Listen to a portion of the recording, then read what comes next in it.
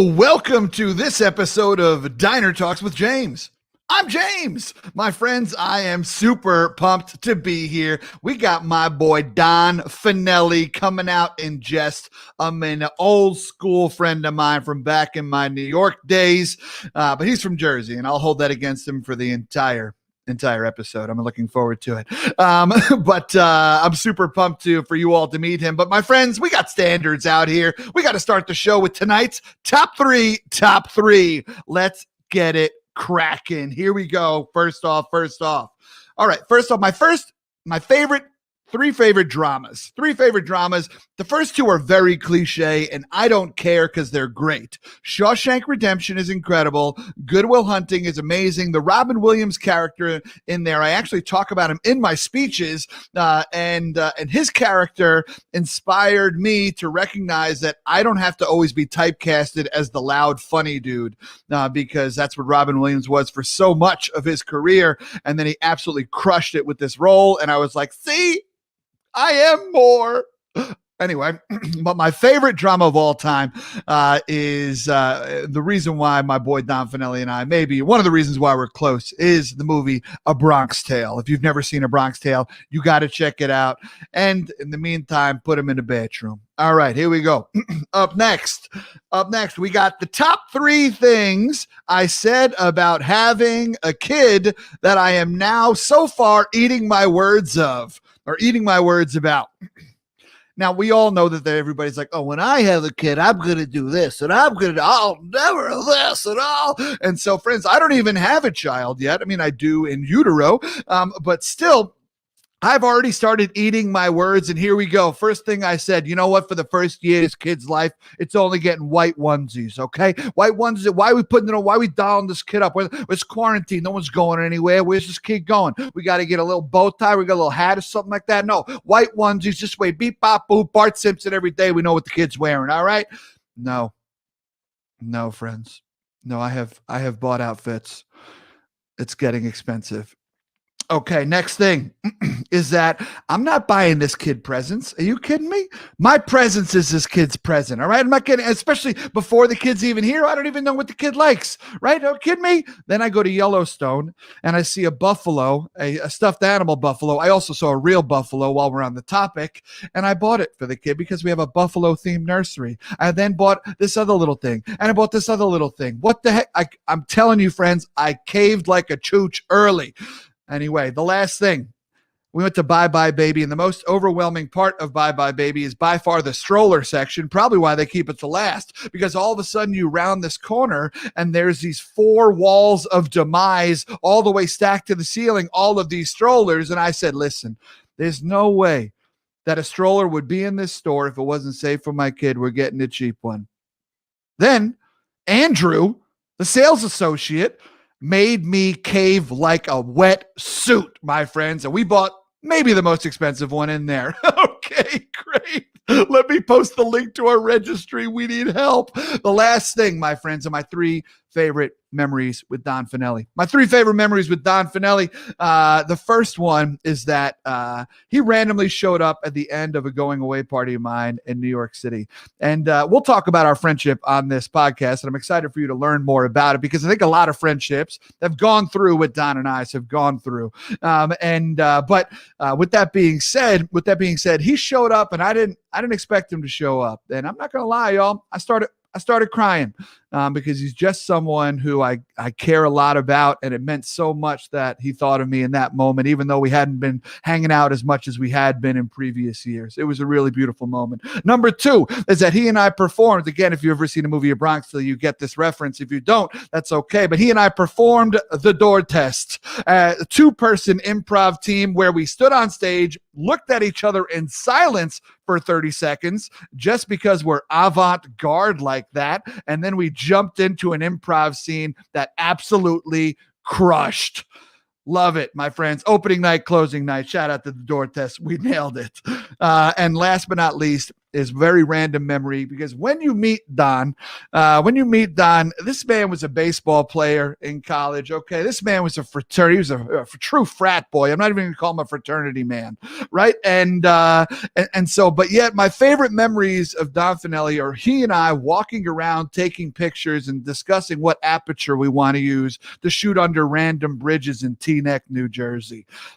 Don Fanelli is a great man, and I'm really excited for you all to meet him. He and I met back when we were at the Upright Citizens Brigade Theatre. He has since gone on to do some incredible things.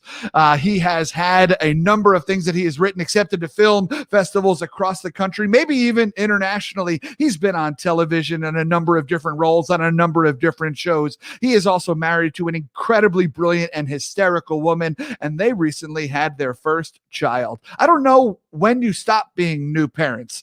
Is that 8 months? Is that a year and a half? Is that 17 years? I have no idea. I'm going to call him a new parent, though. And no matter what, I'm going to call him your new friend. My friends, let's clap it out right now for the man, the myth, the legend, Don Fanelli, a.k.a. Donnie Beans. Donnie Beans. That's it. This is what James called me for so many years. Donnie Beans. I called him Donnie Beans because at one point in time he posted on Facebook back in the day, hey, it was either like a 7-bean chili or a 14 bean. I don't even know what you were making. Dip. Yeah. A lot Donnie of bean Beans dip. Was born. Yeah. Yes. That was What's great. up, brother? How are you? I'm doing great, man. Thank you so much for having me. Yeah, I don't give yeah, I'm just like, hey, man, it's so good to talk to you. This is great. I'm like very excited to just chat with you. It was an excuse to get together. That's really what I've been using this as. Anything to get me away from my kid. New parents right here. Yeah. Do you still identify as a new parent? I don't think I'll ever stop. Like, good. I don't think I'll ever stop feeling new. You know what I mean? Like, it gets, you get into some sort of routines, but those change every like 2 weeks because your kid's body is growing and brain is growing so fast. So the moment you get used to something, like, all right, we got some sort of routine and she wakes up at this time, things change. So it's like constant. If you feel like you're a new parent every 2 weeks to a month, it's very, yeah. What does that do to your confidence? Like, as someone who is, I don't know, you're down. Oh, sorry. You had more to that? Okay. Keep going. No, that's it. I think the question's been answered. Down. Well, when I had my child, I operated in an emotional state of like this, right? And especially in the industry that we were in, you have to kind of like, there's a lot of rejection. You kind of get numb to the bad stuff. So you start playing numb. Once you have a kid, like your emotions, you get, your fears are on a 10. Your elation on a 10, right? Like the extremes of emotions just like went through the roof. So has my confidence went down? Yeah, so much. But also when you do something with your kid and you have that connection, best feeling in the world. There's just like nothing better than it. Nothing I've done in my life, like creatively. Sorry, door test. Come on. Except for the door test. It's all I got for the next 6 weeks until we have a kid. Sorry, man. Yeah. So yeah, you're my emotional, I guess, what's the word? Scale, was operating from like a 4 to a 6, because that's all I could handle in this industry, and to keep moving forward, right? And then once you have a kid, it's just like no more scale. Scale's gone. Yeah, right. Have you noticed, like, has that now bled into also like some of your creative work and stuff like that too? Or do you still kind of have that, you have that thick skin over here, and over here you're like, where did that thick skin go? Why am I crying and laughing at the same time?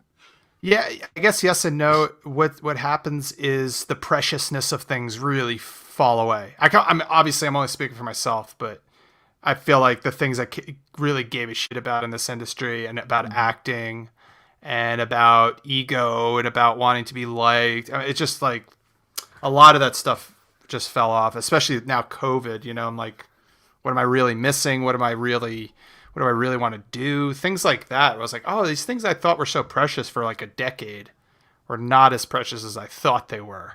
Yeah. So rejections for some things is a little easier. For other things, it's a little hard. So I don't know. The preciousness, though, of some things is gone. Bye-bye. Yeah. But that's got to feel nice, right? I mean, especially on the come up. On the come up, you like hang your dreams on like every next audition. And I know you, I mean, or every next submission or every next whatever. And it's hard. I mean, you have to develop that thick skin, right? To say people who do commercial auditions, be prepared to hear no at least 50 to 75 times. Be prepared to hear nothing. Get ready for worse than no. It's nothing. You hear nothing, which is your no. But you think it's like they're going to call you up and be like, they just hated you. It's like, no. They don't care you exist. Yeah. They don't care.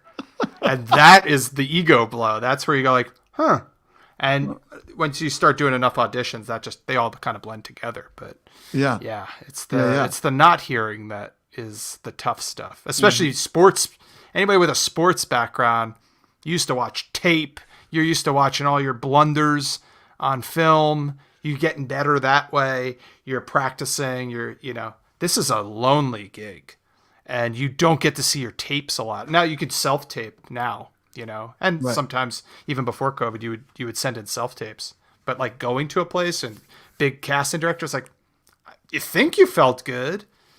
Sometimes you nailed it and you just don't hear anything back, And then and sometimes you're like, that was garbage. And like, they really liked you. And you're like, what? Yeah. Nothing makes sense. Yeah.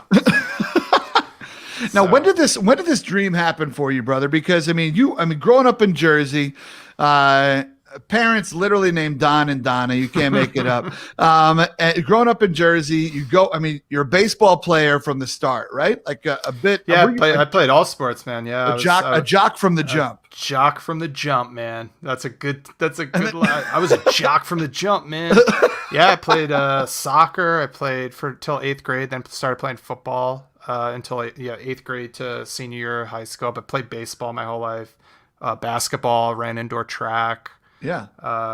You get a scholarship, right? You get a scholarship to go play college. That's the crazy thing. I got some smaller places. I actually walked on to my D1 place where I would play college and made the team. And played for a couple of years. It was the first time in my life where me and my coach didn't really see eye to eye. He was kind of pissed I was in a fraternity, even though he was in one. And and it was kind of, it was just like this weird kind of falling out. And then my grades were slipping. So I really needed to kind of, I started playing in summer leagues. And we had a really good North Jersey summer league that I put together with a couple buddies that I would keep playing. But yeah, man, I played sports my whole life. Mm-hmm. But I went in like elementary school. I was always like the lead in the plays. We would like put little plays together, like 2nd to 6th grade. I was always the lead for some reason. I was kind of not a shy kid, but there was something about like being on stage where I like felt the most comfortable. And then I didn't do that I played music, like you probably know. I was on a couple bands and stuff like that. So I liked being on stage. I liked the creative stuff. I really like playing music. I really loved, I really miss playing music and stuff like that. But it was never like, I want to be De Niro, since I was 6. It was like, I didn't know this world existed. I didn't know it was like a real thing at all. Right. Yeah, for sure. But I'm curious, do you remember, was there a conscious decision for you in middle school, high school to kind of like put the acting, chops away and kind of drift? You weren't pressured into that? No. You pressured into it of like, oh, it was lame or your friends didn't do it? Oh, that's a good question. I don't know. I was always the person in my group, if I was going to do a lame thing, my friends understood it, if that makes sense. Like, they're like, oh, Don will do that. You know what I mean? Like, they knew they could make fun of me and I just like wouldn't care. And they always knew I was like musical and stuff like that. So I was always like walking around with a guitar and they're like, yeah, Donnie just does that. Yeah. And I was friends with like everybody, I kept friends with people in different grades and stuff like that. So I wasn't like some person off in the corner, like playing my guitar. I just like happily liked playing music, and also liked playing sports. I don't think there was a conscious decision to be like, acting's going to go to the side. It was just one of those things I did and then did sports, and it wasn't like, oh, I really miss being on stage. I think that's where the music took over, which is like, oh, here. I didn't realize it was what even a creative outlet was, if that makes sense. Like I was writing poetry. I was like, I didn't know what I was doing. Yeah. Like you're that young, you don't, at least for me, especially in North Jersey. Like I think you were insinuating like, oh, were your friends busting your balls and stuff like that. I wouldn't share everything with them. You know what I mean? I was like, I'm going to stay home this weekend and write a novella, or something like that. I don't think I would catch up with you later. I got a few more sonnets I got to knock out over here. But I would stay home and like watch a concert, like watch a Floyd concert or something like that, and not do drugs, and just like be this sober kid watching David Gilmour play the guitar and trying to like play with him. I'd play every night in the dark, but before I went to sleep, have my guitar in my hand, work on riffs in the dark, just to kind of get my, the fingering down and all that stuff. So I was really like sold on like being like, I'd rather be a rock star than like an actor. That just wasn't in the cards. It wasn't until I was like 23 that I took like an improv class that I was like, oh, there's something drawing me back to the stage. Because I went through like hell after college. Like, I had like 6 jobs. It was a nightmare. You knew me. Yeah. You knew me. Because I was sleeping on your couch. Yeah, and thank you. Thank you. So James was kind enough to lend me his dorm room for a lot of the times we were going through the UCB together.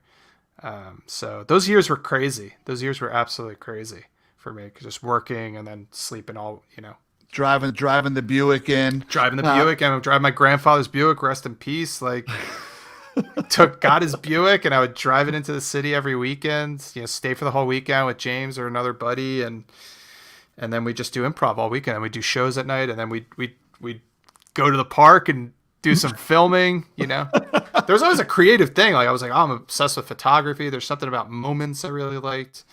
Being in those moments, like that's why I think we liked improv too. Is like, we're getting the laughs and stuff like that. But when you're kind of cooking with somebody, and you feel like you're floating on air, like those are the things I was like, oh, that's the good stuff right there. Yeah, so hell yeah, dude. To that stuff, yeah.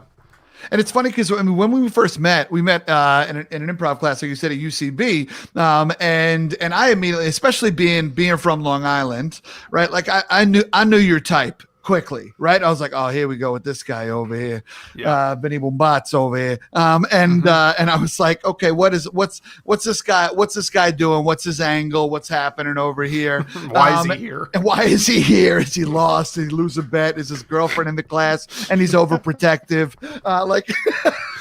All good assumptions. But and then you open your mouth and you are, comedically brilliant, brother. You are. Thank you. Like the timing, your ability to dive into the commitment to characters and everything like that. But I'm wondering, did you have any pushback in the beginning because of it would have been easy to put you as a certain archetype, right? Did you have any pushback, or were you pretty welcomed pretty quickly in that community?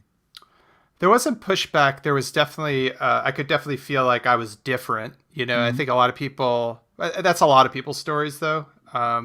With UCB, you always kind of feel like an outsider. It's kind of like you got transferred to a different school. So I always saw UCB as like a junior college or something like that. Yeah.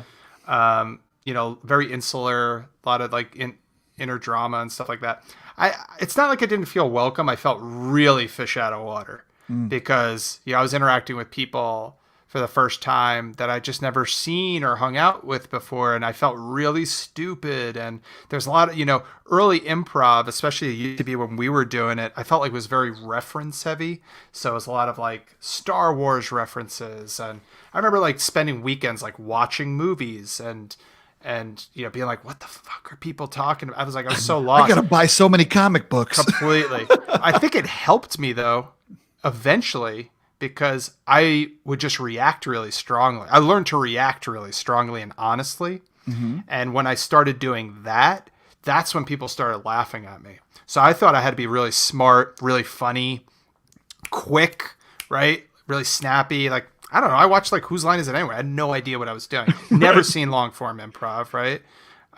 So yeah, it was once I started reacting honestly, as me, because I watched a lot of Ian Roberts was like, he wasn't there, but a lot of the people, like when I started watching UCB and getting more into it, funny enough, my dad was his dentist. Random. That's a whole other random thing. That is one. I did not know that. That's incredible. James, I grew up. Maybe I showed you this when you were in my. I think you were over in my house this one time. I have a signed picture by them. I had that before I knew who they were. It was just like, oh, here's the Upright Citizens Brigade. They just came to New York. My dad's Ian's dentist. We'll give you a signed thing from Amy Poehler. And I just like had it in my room. I was like, I don't even know who these people are, but it's a signature of famous people, I think. And then I wound up there, which is bonkers. But once I started seeing like people react honestly, I guess that's when I was like, I think I'm okay. So at first it was very fish out of water. I felt like I did not belong. I felt really weird. It was hard to like, I think people were like intimidated by how I looked. Like they thought I was going to beat the shit out of them. Or like you said, they're like, what's this guy's angle? Like, why is this Chooch here? And so it was like a little bit like I have to prove myself. I was very nervous before every class. I just felt like, yeah, it wasn't like, get out of here. But it also wasn't like, hey, you want to join our group? And I was also driving in I was also taking a bus in for the first 2 years. Every Sunday. I would only take Sunday classes for like almost 2 years. It was only Sunday classes. Yeah. Because I could I would just be working all week and then I could take the bus in and then take the bus home. So didn't hang out a lot, like wasn't in the scene, didn't realize how important that was till a couple of years later. So yeah. It's so interesting because you talked about how like it wasn't until I started reacting and kind of finding your own niche that you started getting the laughs and started feeling like, oh, maybe I can do this, maybe I am successful. But there's so much comparison that happens, and I know I felt a lot of that as well because it's also interesting to see the way our insecurities show up in a brand new environment like that, right? Yeah. And so for me, I mean, my go-to, this hasn't changed, by the way, unfortunately, but my go-to is like, I'm going to play the big character over here, right? Like, I mean, I'm just like on Robin Williams and Aladdin, no matter what. Had a friend like me, baby. Yeah, regardless of the character. And so, but like that was the big thing for me. That was my safe place, right? Because for me, improv was an escape. And it was like, let me be in somebody else's head for a little while. Let me live somewhere else and be someone else. And that was one of the things that I loved the most about it. I also obviously love the laughs. I came from a stand-up background, which is, I think, a tough entry point into improv because you feel the need to set up your own joke and then hit your own joke. And so that's not the muscle that improv needs you to flex, though. But the way that my insecurities showed up were that I was going to play a lot of really big characters. And just as you pointed out that it was very reference heavy, I also felt that too. I was like, I don't know if I'm nerdy enough, quote unquote, to be in this community. And no one cares about my big old characters. What was when you were feeling insecure, what was your kind of like, did you have a go-to move?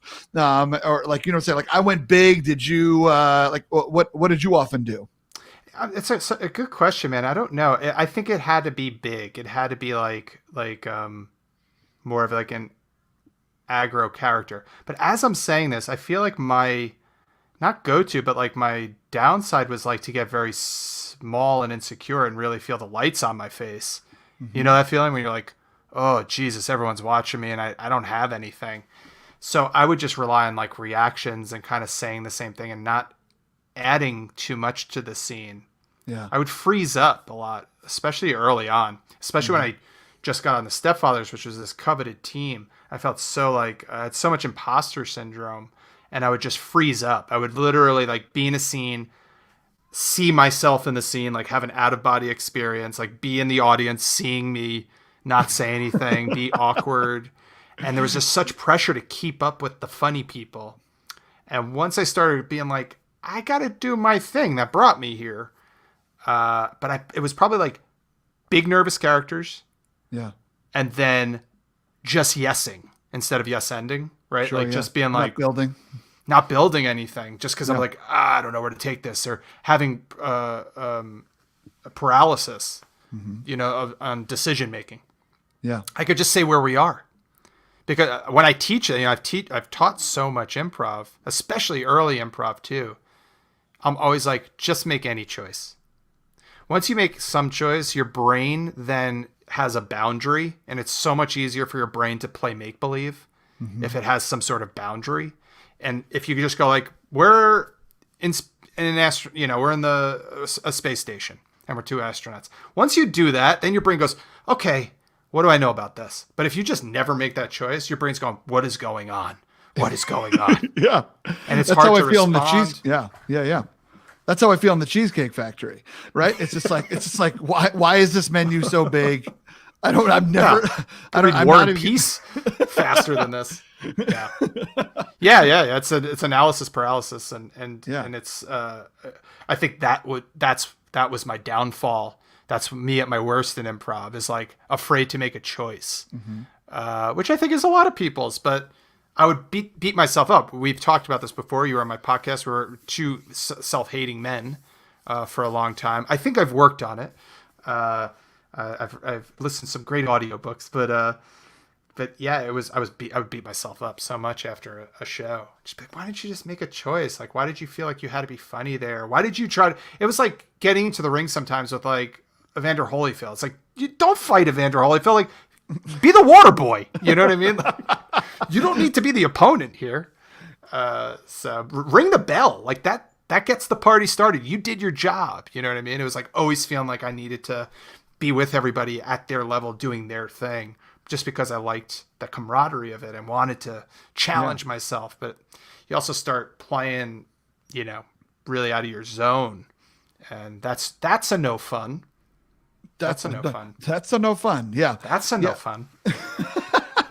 It's true, but I'd be curious, man, for you, that same concept of moving to a place like LA and even just kind of getting deeper into the fabric of a theater like the Upright Citizens Brigade, and starting to spend more time with individuals who are on TV or consistently booking commercials, or now all of a sudden you're pitching to so-and-so and this company and this whatever. How have you quieted the voice of imposter syndrome? Oh man, $1 million question. It takes a lot of work. It's like, I don't know, it's probably like asking an athlete, like, how do you just, every foul shot, man, you just seem to like, you were really bad, but then you got better. It's like practice. I just like would practice, like self-talk and just practice a lot of either through meditation or having a kid very much helped, because like I talked about, some of the preciousness kind of falls away. There's this fear now that you have to provide for someone else, and the fears get really bad, but also some of the like, you're so tired. I made this joke before we started. I was like, it is earlier. I look half asleep and James is 2 hours ahead of me. So you get very tired, and some of those things just kind of fall by the wayside. But how do you quiet that mind, man? It takes a lot of I read a lot of self-help books, listened to a lot of audiobooks. I needed help. Which was hard to, admit and ask for. You feel like, I don't know if you feel like this, but you feel like you have it all figured out, when it's like, it's the stupidest thing in the world. Like, but you feel it's so hard. I don't know. Like, do you feel that, like, where you're like, I should have this figured out by now.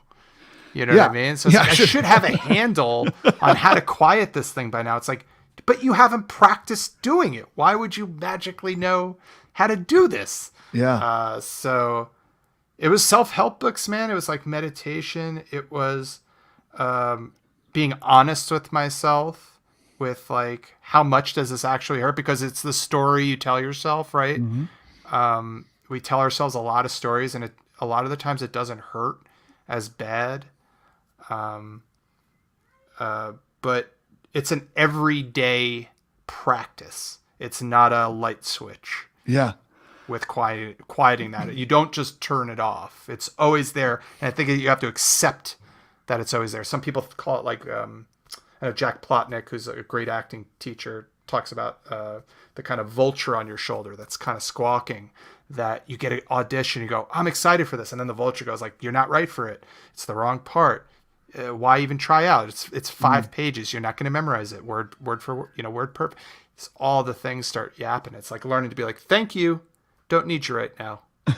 You know what I mean? Just like, thanks for coming. Yeah. But pretending it's not there, I think, is more damaging. Right? Yeah. Like pretending the voice is not there, which is like, I think what I did for decades, which is like, shut up. Whatever. I'll keep moving forward. It's like, just acknowledge that negative voice is there. And I think a lot of this stuff, when you become a parent, a lot of the stuff you learn, or at least the stuff I've learned, is like acknowledgement of feelings is the most important thing for a child and for adults. Like acknowledging someone's feeling before you fix their problem is a concept that was not in my house growing up. And it was always like, let's fix this problem or shut up. It was like those two options. There was a lot of love, but it was very like, and acknowledgement of feelings, learning to acknowledge your own feelings and kind of having that same self-talk is so vital. So that's a way to kind of quiet it as well. Yeah. Being like, you're scared, or like, you might be out of your element. Okay. So acknowledge it. Yeah. Right. Yeah. So if we acknowledge it, now what are we going to do? As opposed to, pretending it's not there. It diminishes the story, man. The story gets real small. The boogie monster, the boogeyman, just like you see it for what it is, Oz in the back, you know what I mean? So it's just, Yeah, absolutely. Absolutely. You know, what's funny? One of my favorite quotes of all time is from the wise old sage Anonymous. And Anonymous once said, I don't know who said the quote, but said that happiness is only a place that you can visit, but the smartest people go there often. And I often think about that quote in relationship to my relationship with confidence, right? And like confidence is the only place they can visit, but the smartest people go there often. And a lot of times, especially after my speaking engagements, people are like, oh my God, where did you get your confidence? That's incredible. How did you even do that? You were so vulnerable, yet so confident at the same time. And I was like, you're literally seeing me in my wheelhouse.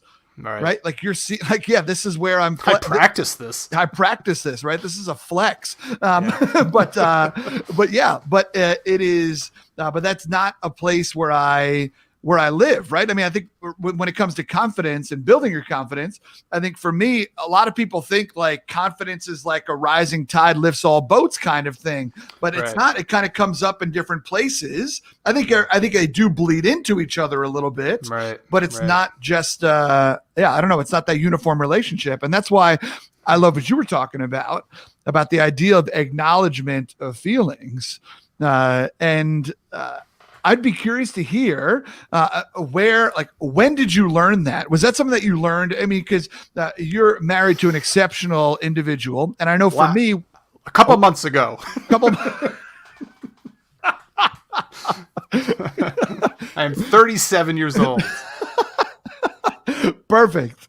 Yeah, sorry, I interrupted. You're great, man. No, I love that answer. So I think for me, like, especially in my relationship and my marriage, right? Like on my good days of being a great husband, what being a great husband looks like whenever something is presented to me of like, hey, this is something, if Tina talks to me like, hey, here's something I'm going through, or something that just happened, or a conversation I just had, or whatever, here was a moment. On my good days, I like to be like, okay, wow, that happened. What do you need from me right now? Do you need a fixer? Do you need a devil's advocate? Do you need a damn that sucks guy? Do you need like what is it that you need right now? Because I had to recognize my own pattern of exactly what you were just talking about, which is my own pattern is, okay, well, I would want to fix that. Right. I would want to beat myself up about that. And so let me play devil's advocate and make you feel whatever. Right. Like, or that kind of thing. Especially the people you love, right? You want to help them. You don't want to see anybody in pain, but what they really need is the acknowledgement of what they're feeling. because they're feeling lonely in that feeling. And sometimes it's hard to say what you're feeling. We are not brought up that way. This is kind of new science in certain aspects of new psychology with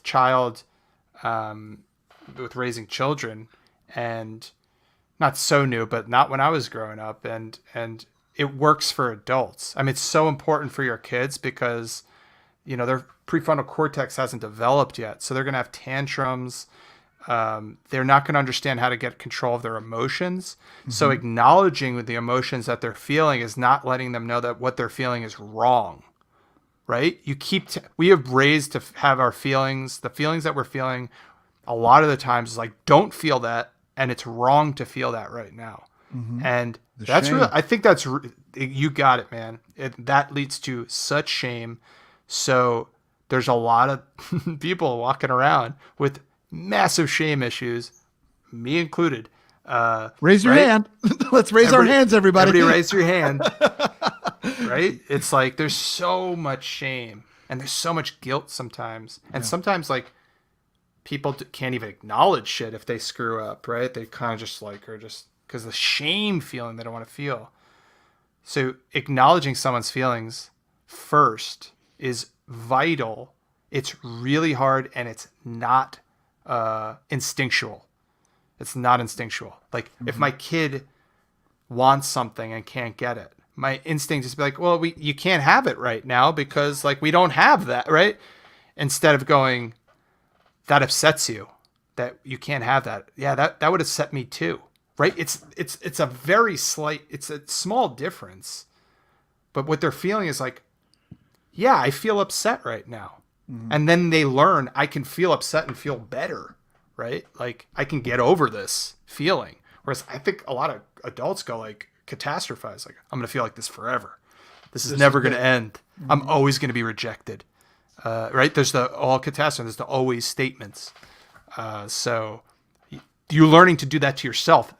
James, that happened a couple months ago when I was when I was learning about the RIE method, which I talked to you about, which is a parenting. Yeah, it's a parenting style, which is just like that. It's a little bit more less helicopter parenting, a little bit more like let them figure it out a little bit more, let them have their bumps and bruises, acknowledge their feelings, keep acknowledging their feelings, help when they want you to. It's a little bit more hands off. But I was learning about this. I was like, wait a second, like this gotta fucking help with adults too, right? And therapy, man. Let's talk about therapy for a second. I wasn't gonna do that for. No, I just started doing that too in the last like 2 years, right? Mm-hmm. That changed my life, where I could talk to someone else about some of the bad stuff I was thinking about and the shame, right? All the shame that was there. That helped me get clear on stuff, and having a professional person there, that helps quiet the mind, to answer the question before, to add to that too. But only recently that I start doing this. Yeah. Right. Sure. Yeah. And you talked about it earlier about that idea that we're supposed to have it all together, and where does that, or that we can't, that we can't ask for help because we're just supposed to figure it out and stuff like that. And what drives that? And I know for me, what often drives that is you had great parents, you grew up with more than enough. You went to an awesome high school. Yeah. You got into the college that you wanted to go to. About? Who are you right now, bro? You going through some things? Pat. Eat a lemon. Right? Like, like it's just like, like I don't know. Some fucked up self-talk, man. I don't want to talk about it. But still, rhymed and everything. Anyway, eat the whole thing right off the tree. Yeah, that was a big, especially for me when I went through my divorce, right? Like that was a big thing for me as well. Of like, this wasn't good enough for you. This, this person, right? Who is, this doctorate wielding, beautiful home, golden retrievers, extremely caring individual who believes in you. Like that wasn't it for you, bro. Cool, you're a piece of shit, right? And like some of those stories that we tell ourselves that keep us there are fascinating. Yeah, for sure. Yes, and I think some of them are true too. That's the bad part, right? Some of the stories are based in truths, but it's like straw man stuff, right? It's like yourself is taking some of the truths and then making a new argument, and then now you have this new tape, this loop in your head where you're like, wait, what the fuck was I originally feeling? This new self-hatred thing, like that everything I do, like for a long time I was like, I should be great at everything. It's like, wait, why? Yeah. Why do you think you should be? Because you've been pretty good at things and things have kind of come and like what the hell do you have to complain about? But everybody has their stories. Everybody has their traumas. Some are much worse than others.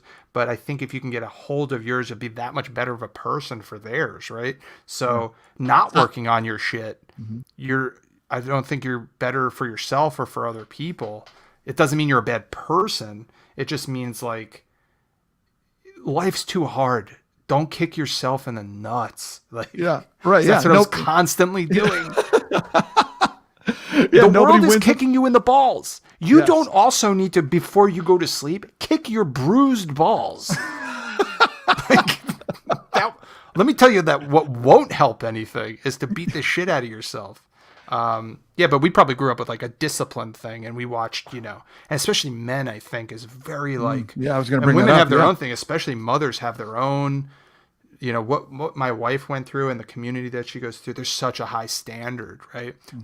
Dad's low standard, now moving up. Dad's having a higher standard, especially I feel a little bit more in the, I don't want to say like a liberal sense of the word, but the amount of mental load on mothers that you learn as a new father is like, you'll go through it again. You're like, oh, what the fuck am I complaining about? I'm just tired. You know what I mean?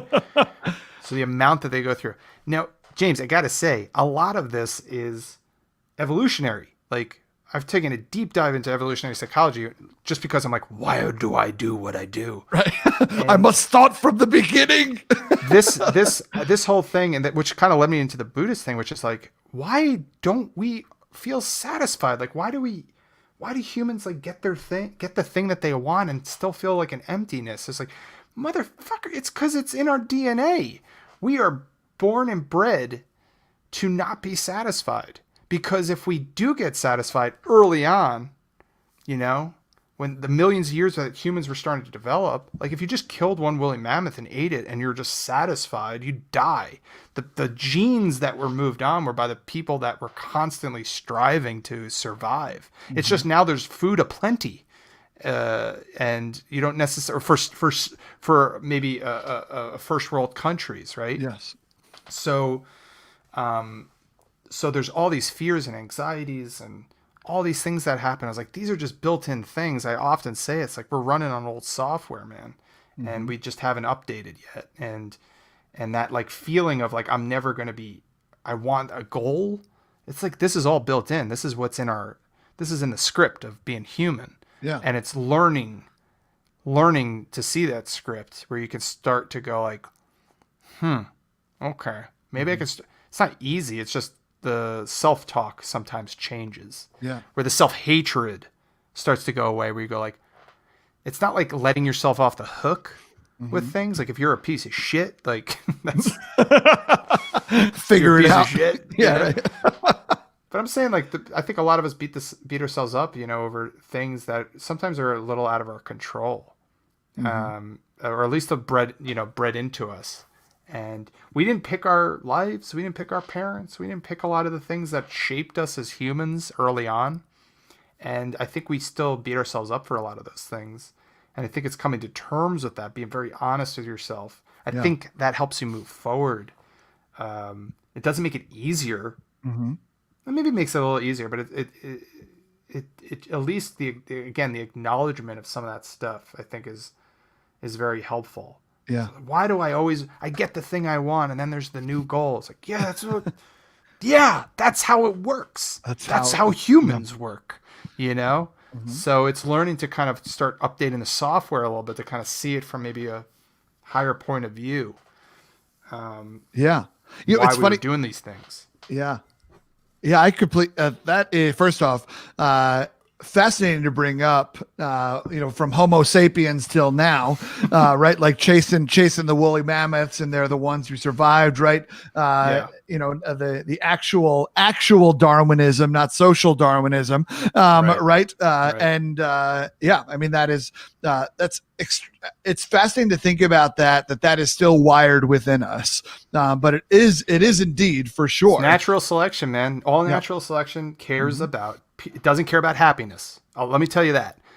Natural selection does not give a shit about your happiness. All it cares about is passing your genes on. That's it. Yeah. And it's really like, not sad, but cold, right? Mm-hmm. But that is also godlike. Like, think of all the creatures on Earth here from natural selection. Like, I can understand how you can believe in God.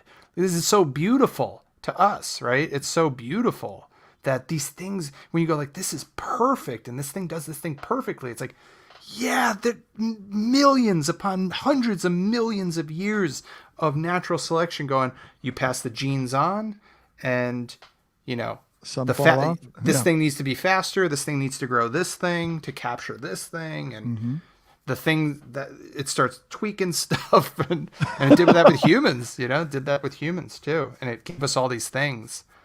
And it gave us these brains, and we went way fast. Like, chimps didn't change. Humans have changed so much. And again, running on old software, from like civilization, like mass civilization, like regular civilization, agriculture is like 10,000 years old. That's it. And modern kind of civilization is like 3,000 years old, like mass agriculture. That's insane. Think of where we are. Think how much shit has changed. So much shit has changed in our society. Yeah. We are not prepared for this at all. But here's the thing, right? Like, I mean, I can listen to you, and I hear this. I agree with you, right? But I still have dreams. I still have a legacy. I still have, I've talked about on here how I'm living my life based on what I want to be said in my eulogy, right? Like, I'm trying to write badass stories. I'm trying to do these things. And so it would be easy for me to be like, well, that's evolution, I guess, here we go over here. But like, finding the balance of accepting where you are and having dreams is fascinating. I often tell myself, and I told my counselor this the other day, because again, shout out to counseling. But I told my counselor the other day that I was like, I feel like I'm stuck at the intersection of self-awareness and lost. And I didn't know those two roads crossed. I didn't think, but they certainly do, right? It's like, all the things, you don't know what to do, and you don't know what you're right. And it's also, I mean, like, I think we're noticing a huge rise in anxiety and things like that. And people who are concerned about the future, and with the little moves that they make, even down to, well, if I order this or order that, what's going to be the best experience, to, well, if I move here or move there, right? Like, and so that idea of legacy is one that I think about a lot.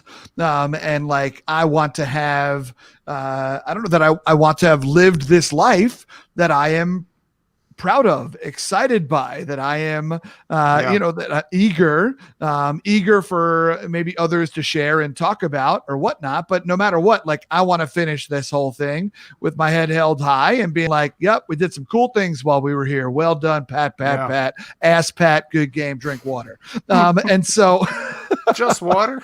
Just water. At that point, they'll probably be coming in through a tube. I think what you're talking about, man, is ambition, right? Like, I think such a great book. I've heard of it. It's a little thing called Ambition.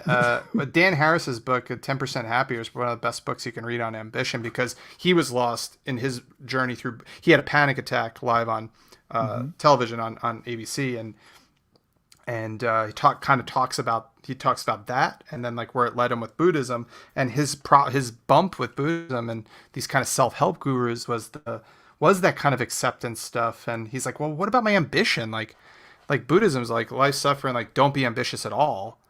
And I think that's where he kind of came up with the 10% Happier concept. I highly recommend people looking at getting the audiobook, because Dan does the audiobook of that. It's such a great, like, down to earth, like, intro into Buddhism, but also secular Buddhism, I'd say.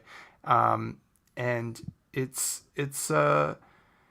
the big riff, I feel like, well, with this never feeling satisfied, of course is going to come ambition, and of course is going to become an ego, right? Like, if we weren't egotistical, like, why would we do it? Like, we'd just kill ourselves. Like, it would just be like, oh, I don't matter. This doesn't matter later. Like, we need an ego. We need an ego, and we need ambition. It's just, that's crossroads that you're at, is the thing that we're going to keep bumping into.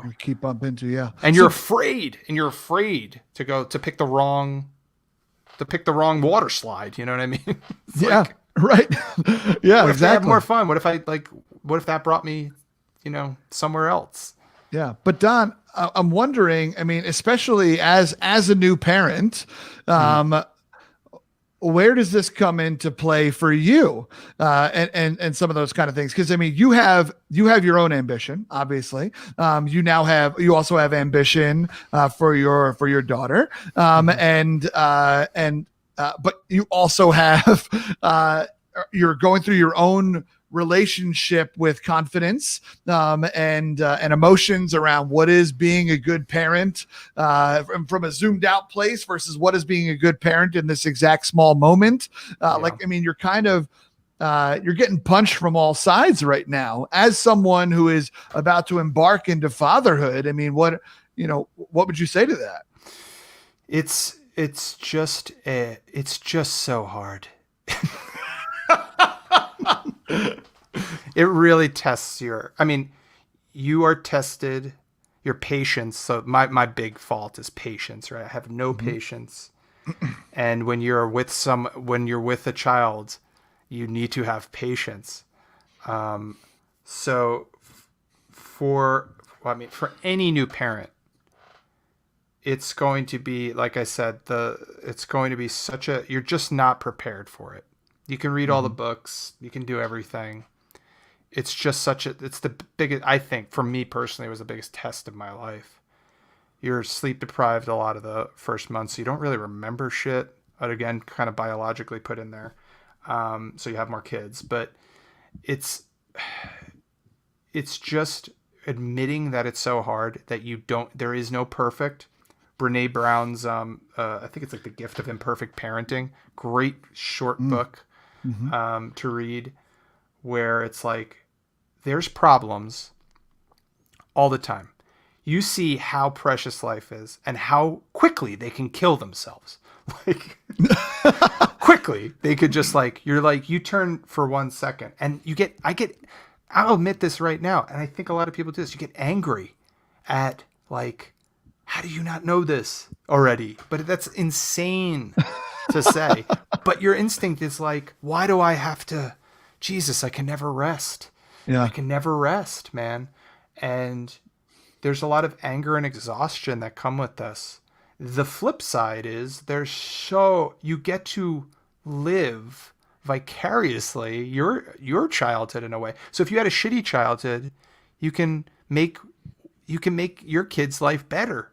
And if you had a great childhood, you can mimic some of the great things with your child.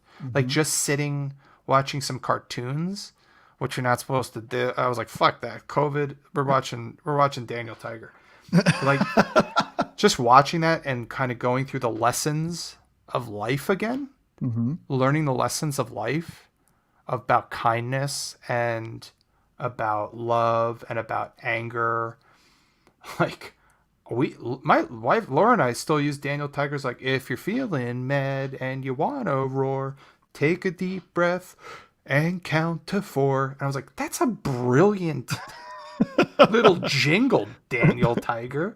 But sitting next to your kid experiencing that, or watching them take a lemon and examine it, and smelling stuff for the first time, rosemary, lavender, it's like the best thing in the world, man. It makes up for all that stuff. It's just every moment is exhausting. Like, by the end of the day, you are exhausted. So it's really hard. I learned poorly. It took me a couple months to really learn what a routine was, how to really plan my day. I learned that, like, the life of an actor, of just like getting the last minute audition, and having to learn something. I was like, this sucks, man. Like, I learned that I really like a planned out day. I don't like it to change too much because my kid is constantly changing. Like, there's too much change. I'm in one of those like space camp, this way and that way. It's like, so for me personally, I learned, it took me months to get to a 6 a.m. routine because first of all, your kid's going to wake up at all sorts of hours those first couple months, but then they get into some sort of rhythm that changes a little bit, and it still changes to this day. But to get into a 6 a.m. routine where I'm working out and Laura and I take over more different mornings with each other, and to put a plan. I mean, I have it on my desk right here. I have a passion planner. Oh, good. And this is just like, it's a good time to bring in our sponsor. This podcast is sponsored by Passion Planners. You just kind of put it out for the week. Like, you just go what do I want to get done? Yeah. Because if you don't do that, your brain's mush. Like, you're trying to keep someone alive. That takes a lot of energy. And again, child, the sharing child raising duties was, it takes a village was not a lie. It was a real thing that happened. So COVID, being isolated, we don't have our families out here. I'm in Los Angeles. Going through personal stuff, man, it's just this nonstop bombardment of uncertainty and change. Yeah. And it's really hard, and you don't do well a lot of the times. It's just, maybe folks out there are better than me, but I'm just being completely honest, impatient, angry, very short, with and I'm not proud of that, but I'm also nowadays not beating the shit out of myself for that. Yeah. Because anybody that's exhausted and uncertain constantly, I had this, not to keep this going, but I had this conversation with realization recently, whereas sometimes my family and people that were close to me might think I'm a little controlling about small things. And I have to point out to them, I'm just the opposite of you. Like people that were why can't you be a little bit more go with the flow or loosey goosey? And I was trying to internally figure that out. And I was I think it's because I moved across the fucking country. I'm the type of person that can move across the country with nothing. And I can dream big and take huge, ambitious jumps that are completely out of my control. I have the gumption to do that. Yeah. I need something in my control. So I need to know I can make dinner at night. And if that gets screwed up a little bit, I get a little fucky in my head.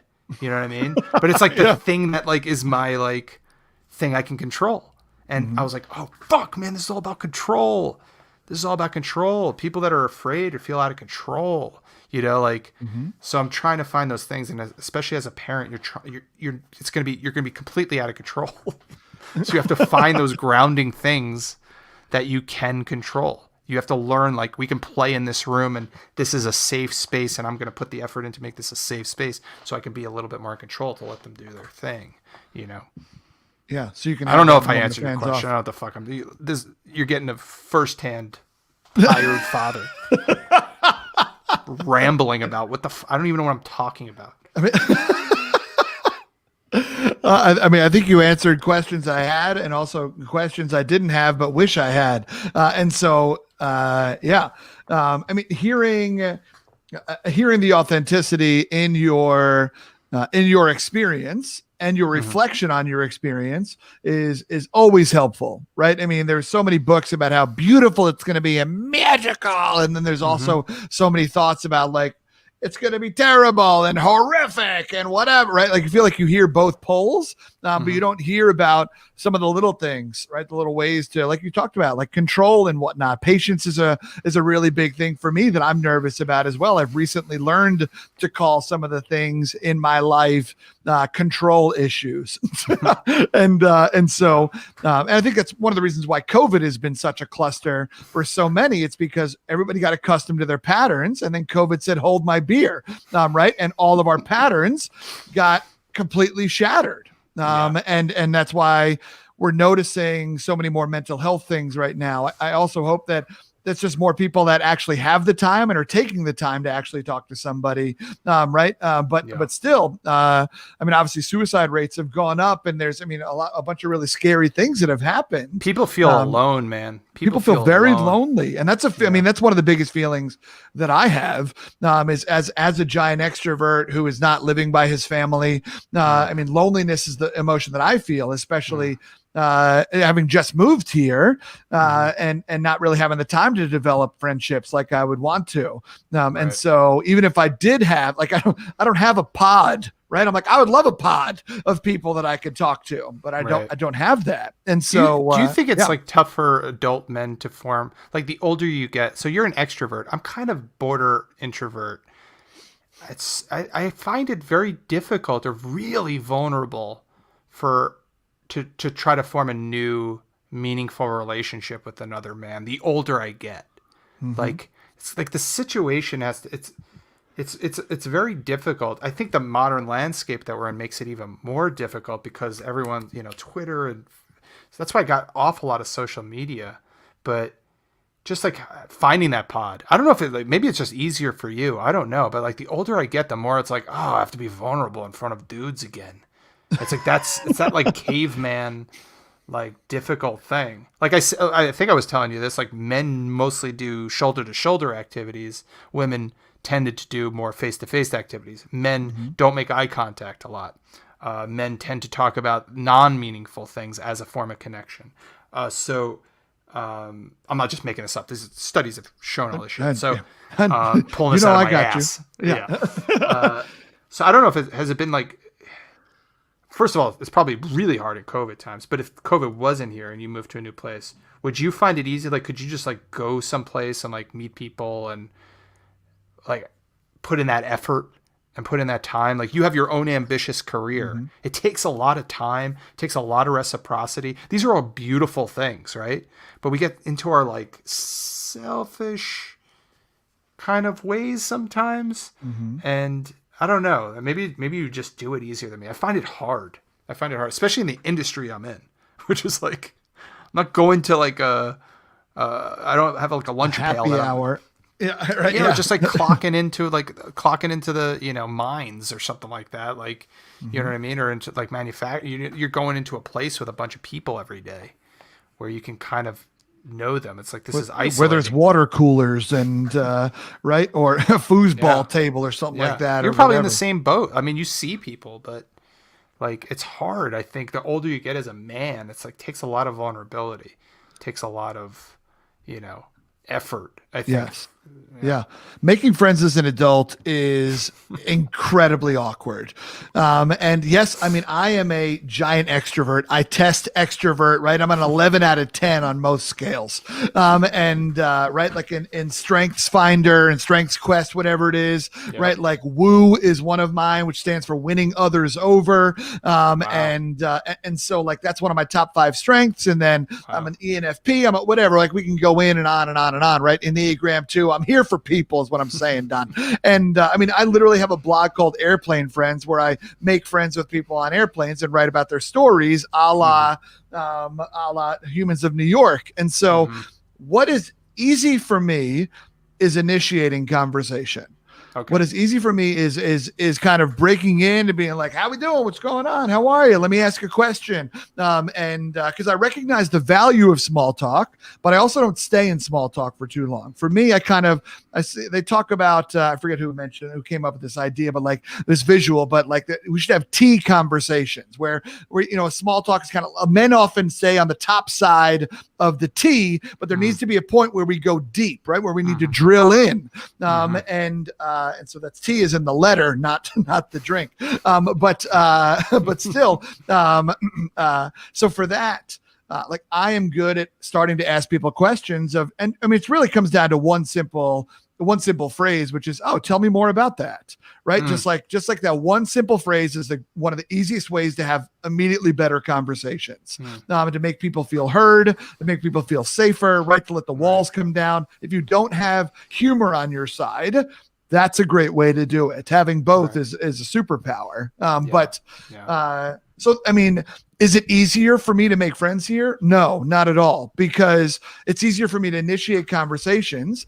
But then I have a giant fear that I'm a burden to other people. Yeah, and so like, I'm going to follow up with you, but my text is going to have like 14 apologies, and you probably got other friends. You probably got this. You probably are eating something or whatever. And I remember it's also interesting because I've noticed that when men want to get together, there needs to be an activity. And so I literally planned a first date for a friend of mine here where we went to a distillery and then we went over to this brewery. And if it was still going well, I had picked a spot out for dinner. And then, right, you know what I mean? I literally had like the stages of a date planned out so we could keep it moving because I thought we needed to have something because we can't just like, yo, can I come over and sit in your backyard and look at you? Right? Like one of my mother's famous quotes, which I love, is my mom once has been quoted as saying, "I just fucking love to sit." And so like my mom just wants to sit and have a conversation, and I am also that way. I mean, I like a thing, right? I'm happy doing a thing, but I don't need a thing.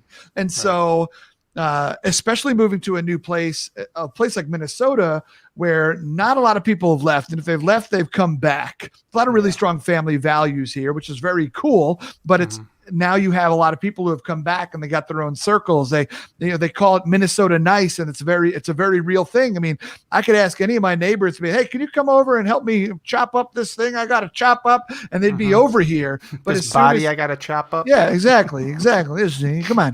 Fargo. Yeah.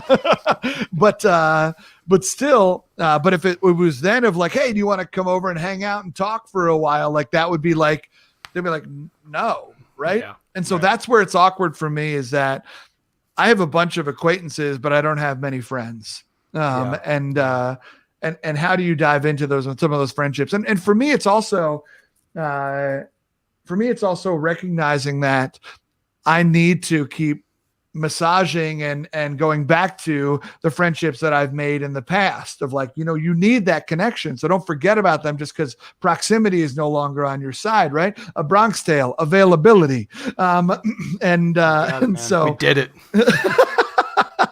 We quoted. But yeah, I think, that's a tough thing for me. Absolutely. It's a place where I'm super insecure. Like I said, I feel very lonely here.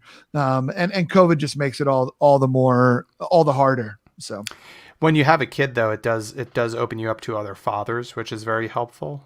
It's just hard for us, like, cause she was like just a couple months old and we just started going to parks, and playgrounds where you can have that community and that community feel and meet new people. And then COVID hit. So then she's been kind of isolated somewhat. Like we go to playgrounds and we do a lot of social distancing stuff and go at times when maybe there's not a lot of kids and stuff like that. But still, it's weird. We want that for her so bad to have those interactions with kids.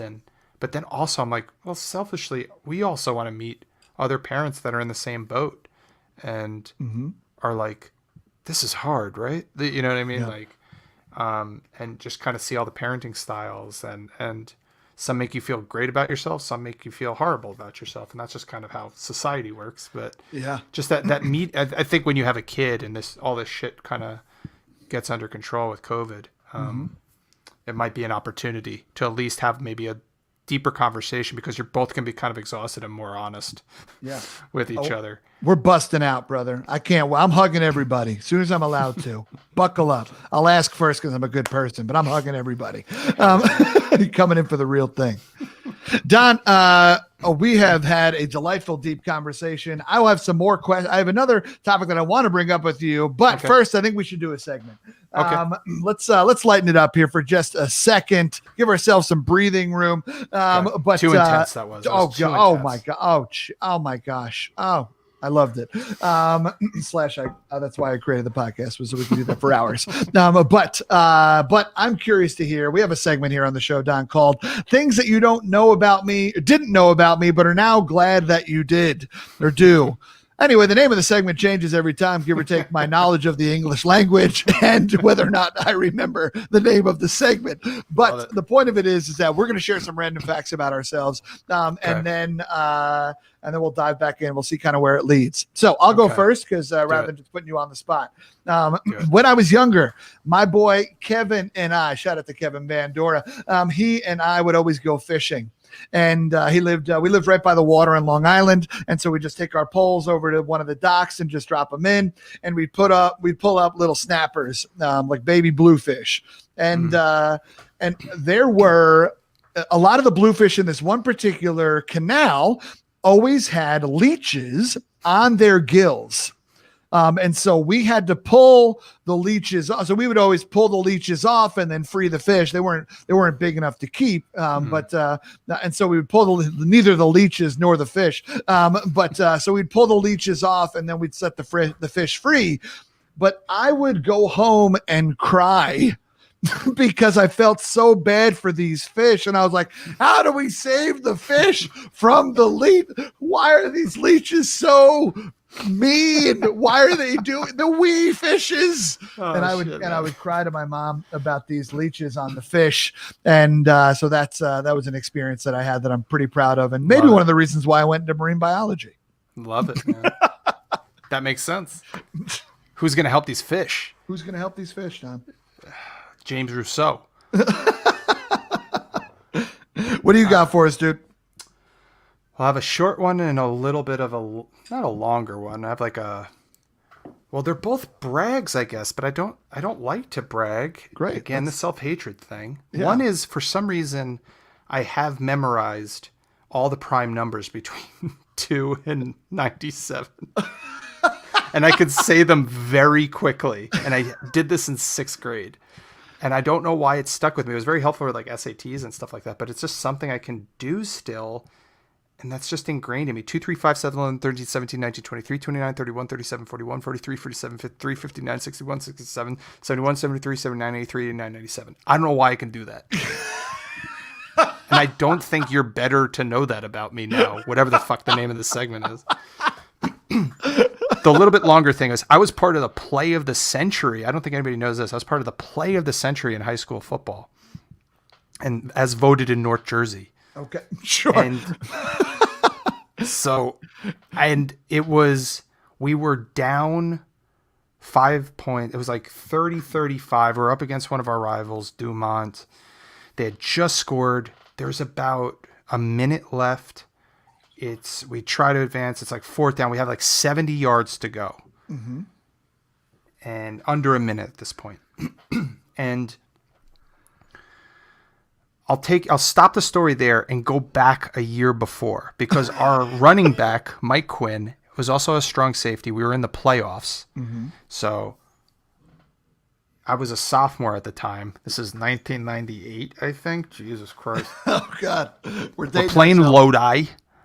Mm-hmm. We're winning. It's the last minute of the game.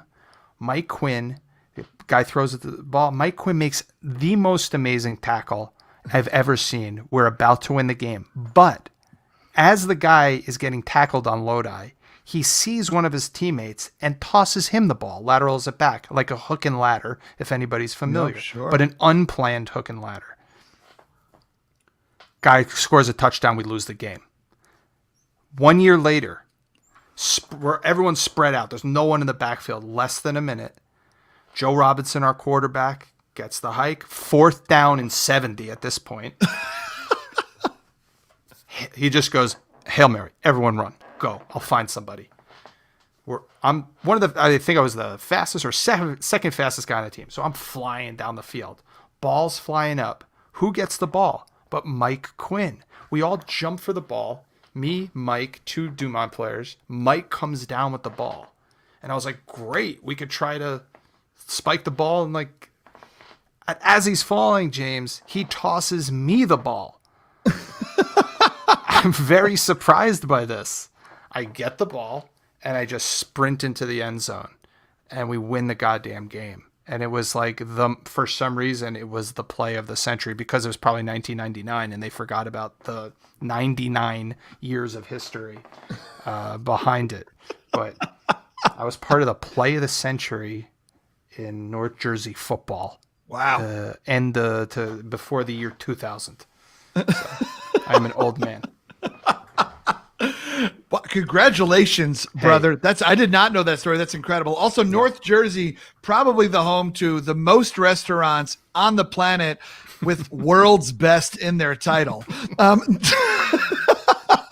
It's always like some dude's like last name. It's just like, Fratello's, world's best fucking ravioli. It's just like, or like world's best, like Johnny cakes. It's like, what are you talking about? What are we bragging about here? World's Here's something best. super random about Minnesota is that there is a chain out here, a hardware store chain. And now Minnesota predominantly inhabited by people from Sweden, Norway, a lot of Germans out here, a lot of blondes. And so, but randomly there is a hardware chain out here called Fratelloni's. And it makes me so happy. There's like 50 Fratelloni. Don't touch that door around here. That's incredible. Don't go in the back door. Don't go in the back door over here. Watch your mouth. Right? Yeah. There's always a sale on shovels. I don't get it. Don, that is an incredible story. The old hook and ladder, the old Hail Mary. The old Hail Mary won the game. I love that. That's awesome. I was never crying walking off the field. I was crying. I was like so emotional. Yeah, you got to.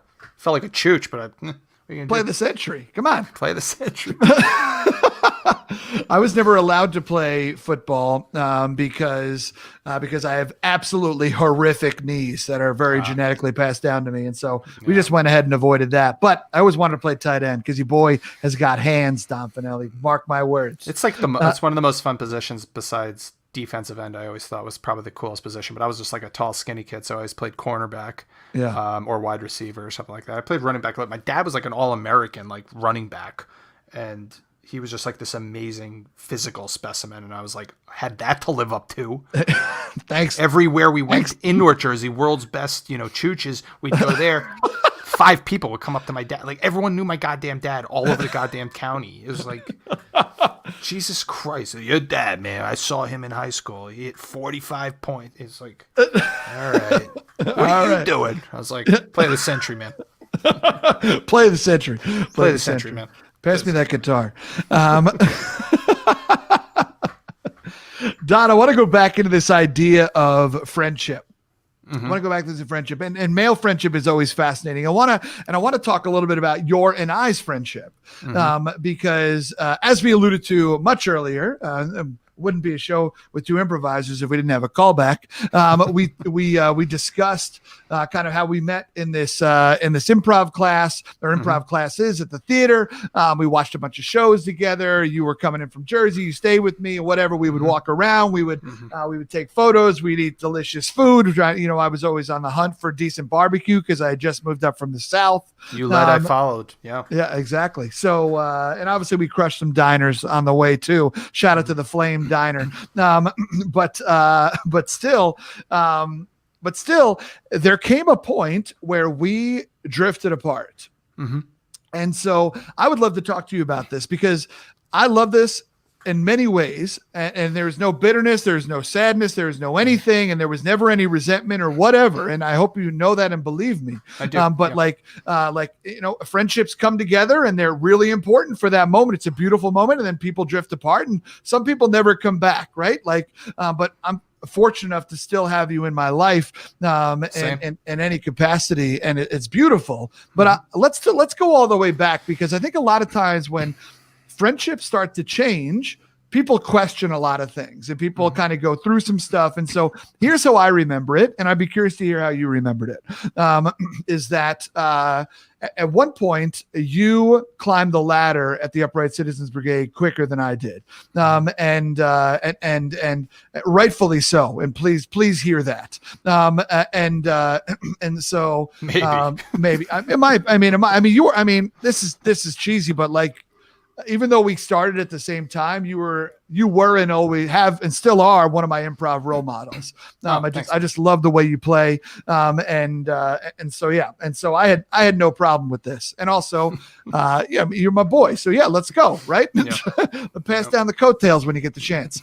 And you got linked up with Chris Gethard, and at a time where we were fortunate to be at the theater when he came back to teach. Really lucked out. That's just the luck and timing right there. But super fortunate. And the two of you became much closer, and then started hanging out, and then opportunities started to come his way because he busted his ass for them, and wickedly talented. And fortunately, you were able to, based on your merit of talent and also proximity and friendship, were able to kind of hold on. And it was beautiful. But as that happened, our friendship shifted. And it really, no one said anything. No one did anything. It was just, we just spent less and less time together. Always said hello, always cracked some jokes or whatever. Linked up and did some festival shows together. But that's kind of how I remember that moment. How was it for you? Yeah, that's, I think you summed it up really nicely. And I think from my end there was a couple factors. Like looking back, I talk about this in my podcast about failure, which is like having time and perspective on your side really lets you know if there was failures or not. Yeah. And it's only failures sometimes when things end. And I think it was a combination of a lot of things. So looking back, I go, oh, I was selfish. I was like very selfish. But to explain the selfishness was many years of not knowing what I wanted to do and being afraid to admit what I wanted to do, and then finding it and then starting to excel in it. I really put blinders on and was like, I really need to stay focused. So a lot of my friendships suffered because of it, because I was so focused on finally, I haven't surfed before, but hey, here's an analogy. Finally started riding a wave. Yeah. And I didn't want to look around. If that makes sense. Yeah. And it was not out of love, and I felt really guilty about it, and it was something I was aware of that I was afraid to even talk about, I guess, with my friends.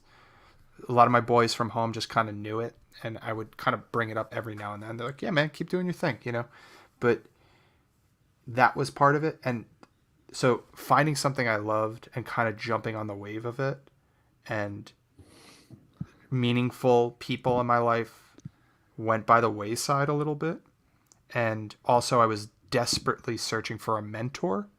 So you have your friends, which are really important. But as you know as well in this industry, you're always also looking for some sort of guide. And I never really had one before. So Gethard was like the person where I was like, I'll follow you into hell, bro, because you're getting me to do things that feel right. Yeah. You're getting me to, you clicked me into my socket, and I feel right. Now, I got to a point with Gethard where I started realizing, we talked about this on my podcast as well. The finale of my podcast is me and Gethard talking about our friendship, where I said, I needed to step away from the Gethard world where it started blowing up. And I actually started leaving because I valued our friendship, and I wanted to go, I want to do this myself. I don't want to just be the person that was like, you brought me to all these places. I need to branch off and be like, can I do this alone? Am I good enough? So I made an active choice when things were starting to kind of go in a positive direction to kind of distance myself from Geth. One, to kind of preserve our friendship that we had created, because I saw that once it started getting more professional, we never had riffs, but I saw him with other people, their friendship started getting tense, and I was like, I don't think I want that. I value the friendship too much. And then two, I was like, and I think at the time, it might have been even more important to be like, can I do this myself? I'm not going to ride your coattails anymore. Yeah. But not that harshly. It's push baby like, bird out the nest a little bit. Yeah, let me just see let me see what I've learned these last couple of years, being under his wing.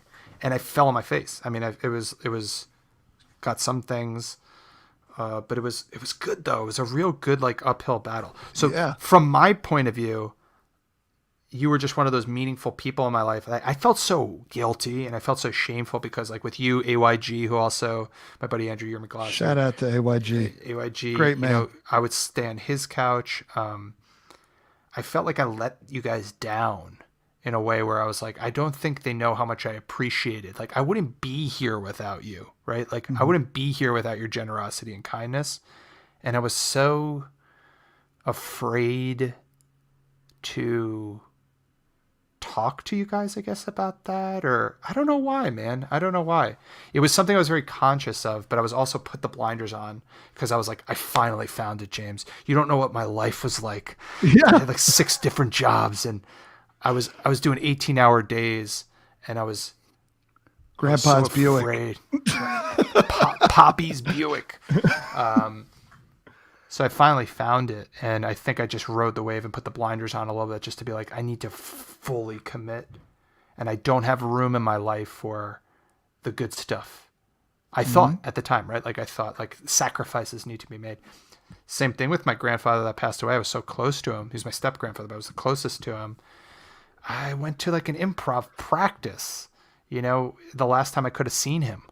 And I felt so guilty about that for a year. They still kind of hold that with me to be like, this has to work out. First of all, that pressure is so stupid. But for a long time, I was like, this has to work out, James. Like, I have to put the blinders on and really make a go of this. And I don't have time to have fun, you know, and take pictures anymore. That time's over. But I was like, that time gave my improv life. You know what I mean? That stuff with you, that feeds your art. But I don't think I realized it at the time. So it was just one of those things. I don't know if you knew some of that stuff or had a feeling of some of that stuff, but that was it from my end. There's a lot of guilt. I was recognizing it, but I put blinders on. On a little bit. Yeah. There was never lost love. There was never lost love. Never. Yeah. Cause it's crazy. Cause I mean, I hear you talking right now and like, I feel it's funny. Like I feel the need to be like, no, like it wasn't like, no. Right. Like, because it was so freaking special to watch your boy, right? Your boy do some cool stuff and to watch it happen, right? Like, I mean, I had the benefit of proximity, right? And knowing some of the players involved and kind of how the system worked. And there was never a moment where I was like, oh, I guess I'm not good enough anymore for Don, right? Like it was literally thought never even crossed my mind. That would have killed me. Yeah. It was always like he is focused right now. And, that's a good word to use. And you were super focused, right? I mean, you were laser sharp. And it was, I think there were times where I was envious of that focus because I have so many things. I'm like, I want to do this. I want to go over here. I want to do that. Right. Like there were so many things that I want to do. And like, and so, whereas if there's ever a point where this happens to do with my ADHD as well, where it's like, you know, if I could just fucking hone in on here, what could I have accomplished if I just pointed the ship and gunned it? And so, but watching you do that and knowing how my brain worked, I was like, he's doing the thing. That's awesome. Let the man go. Right. And let him go. That sounds a little ridiculous, but you know what I'm saying, right? Like, let him fly. Boop. Oh, sorry. But yeah. And so it's cool though, because, though we weren't spending time together, there was never a moment where I didn't know that you didn't care about me. And so this is where friendship is interesting because there are friendships that need a lot of attention. Yeah, there are friends that need a constant massaging and whatnot. And there's nothing wrong with those friendships. There's other friendships that you can put down and pick up. And it kind of is, you know, or, you know, like my best friends from home, we haven't seen each other in years, but it doesn't matter. We'll still make the same dumb jokes that we make and we'll still care about each other. And we'll talk about now instead of talking about carburetors, we're talking about 401ks and it's fine. And so, but there are people that round the corners of life with you. And there's other individuals that stay on that old street. Doesn't mean that the friendship was meaningless. Doesn't mean anything. And so, I love that I love that we've been able to kind of come back and intersect in each other's lives and both been able to do some really cool shit in the interim. Yeah. But I mean, as you think about friendship, Mm-hmm. and as people, sometimes we beat ourselves up of like, am I being a good enough friend, or I haven't called them enough and I haven't done this, right? First off, let's go ahead and I forget what the number is. It's like, I think it's like 142, where there's a scientific study that's out there where it's like, you can only hold so many people in your brain at one time, right? I forget what the number is. But and so there's that. It's like 150. 150. Okay. Mm-hmm. Yeah. Which was about the size of like a larger hunter-gatherer colony. Yeah. So it is, again, genetic. That's amazing. I'm shout out to my 142 guests. Price is Right rules. I did good. It might be 142. I might be wrong. No, that was not me challenging you.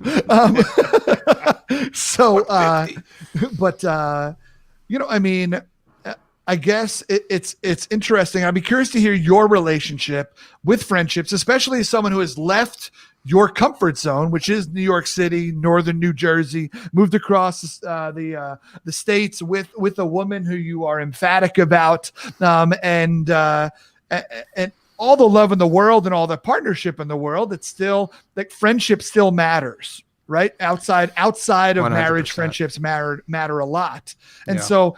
How has the transition been for you with your friendships, kind of as you've been going through? Like, you and I, again, we've ebbed and flowed in our communication amounts. Right. But yeah, I'd be curious to hear.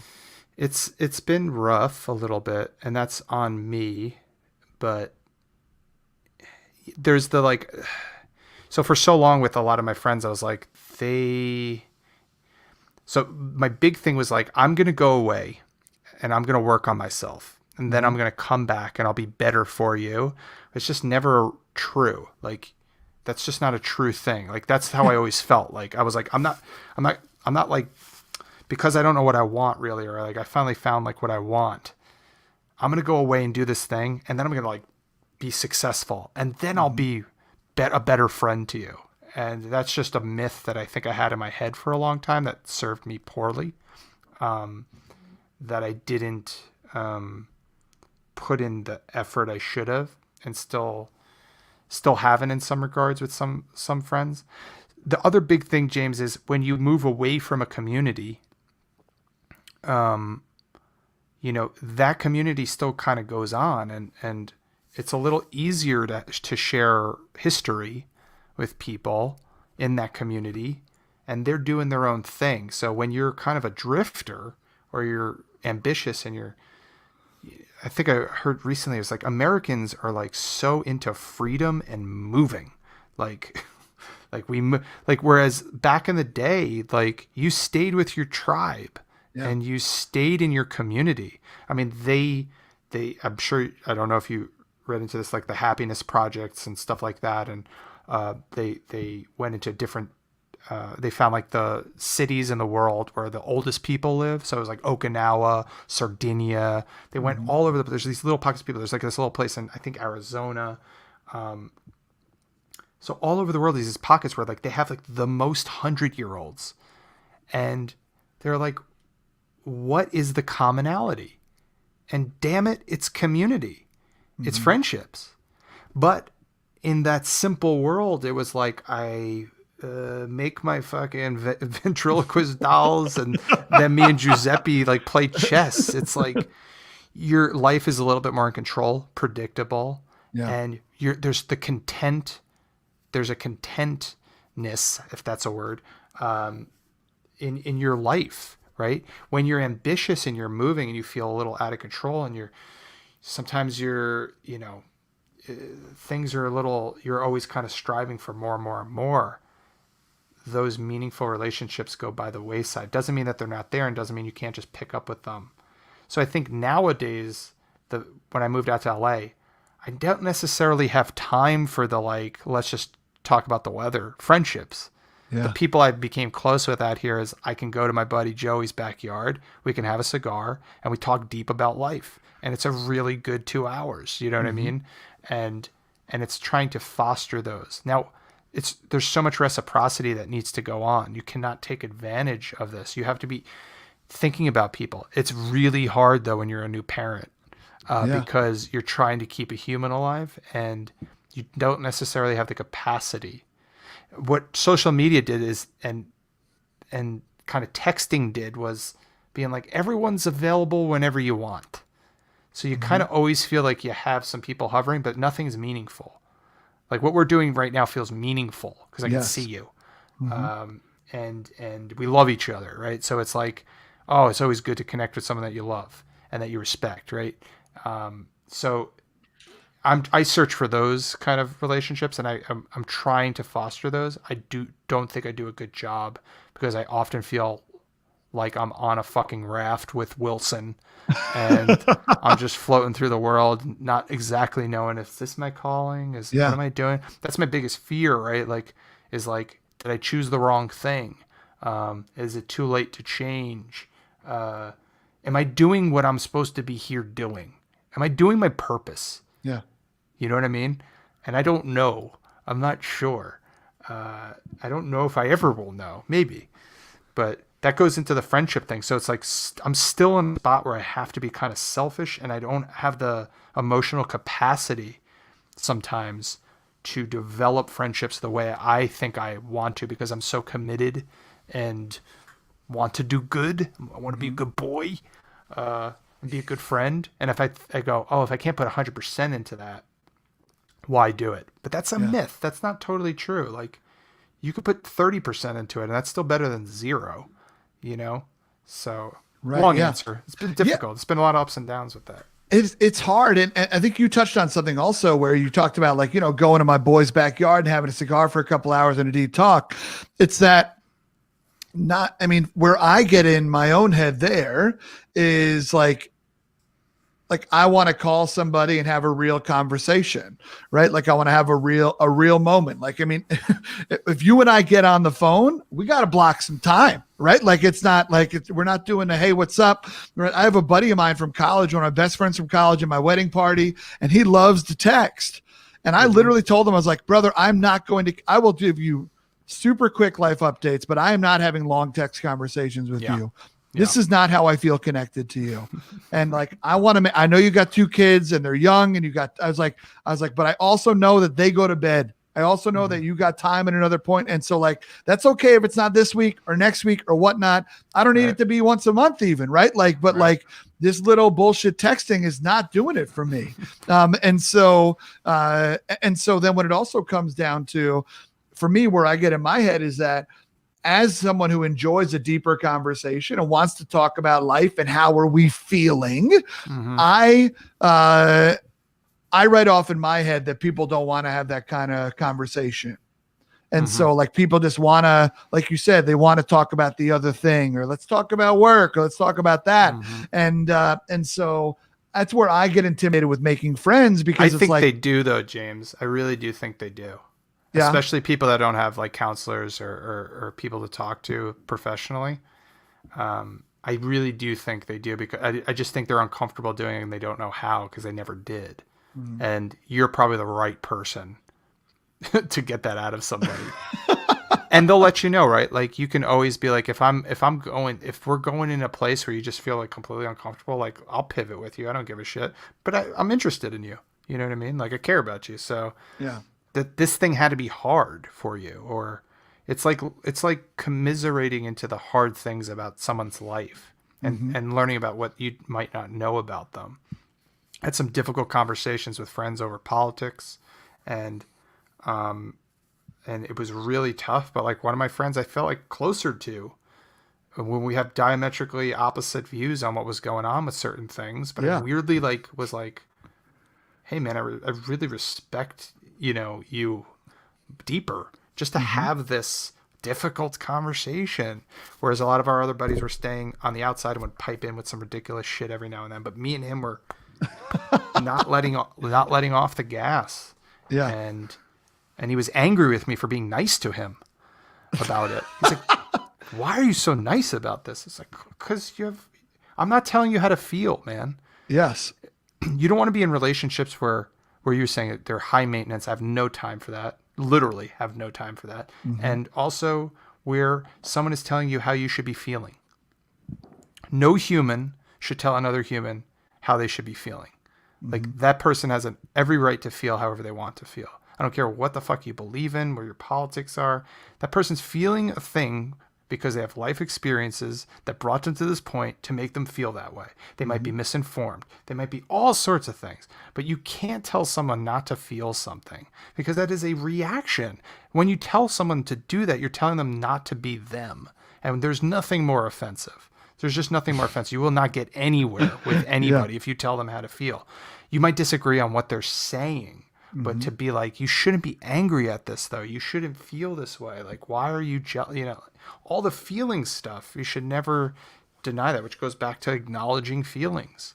Like, start to acknowledge your friend's feelings. Like, man, that must be hard.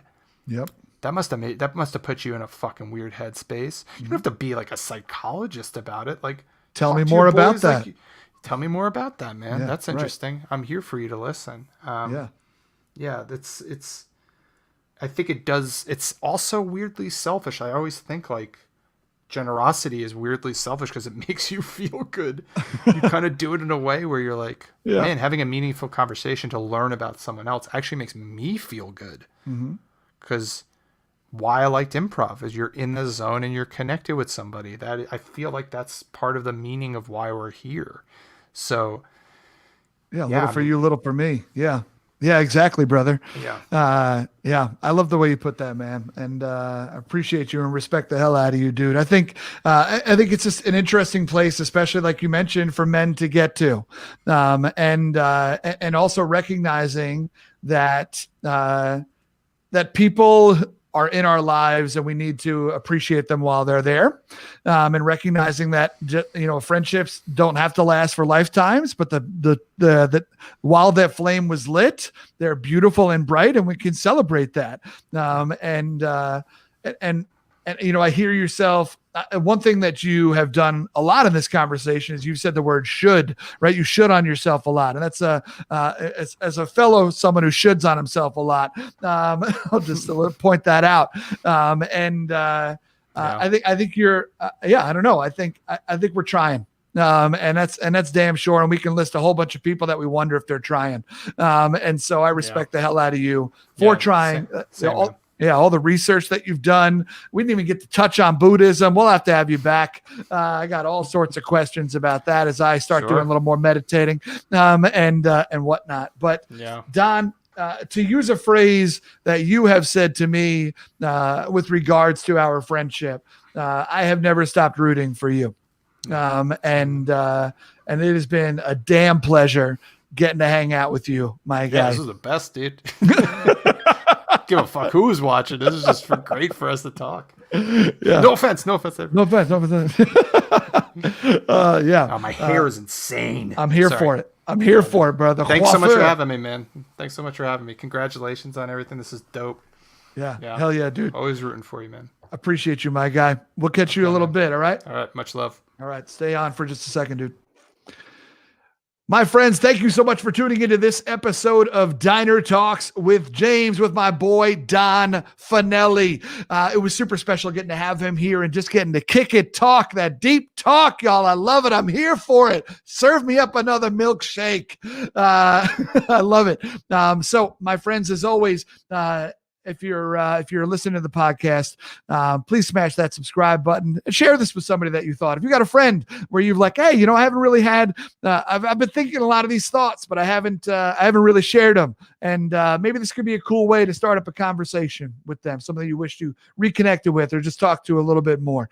But until next time, my friends, keep punching small talk in the face by asking better questions. You all take care.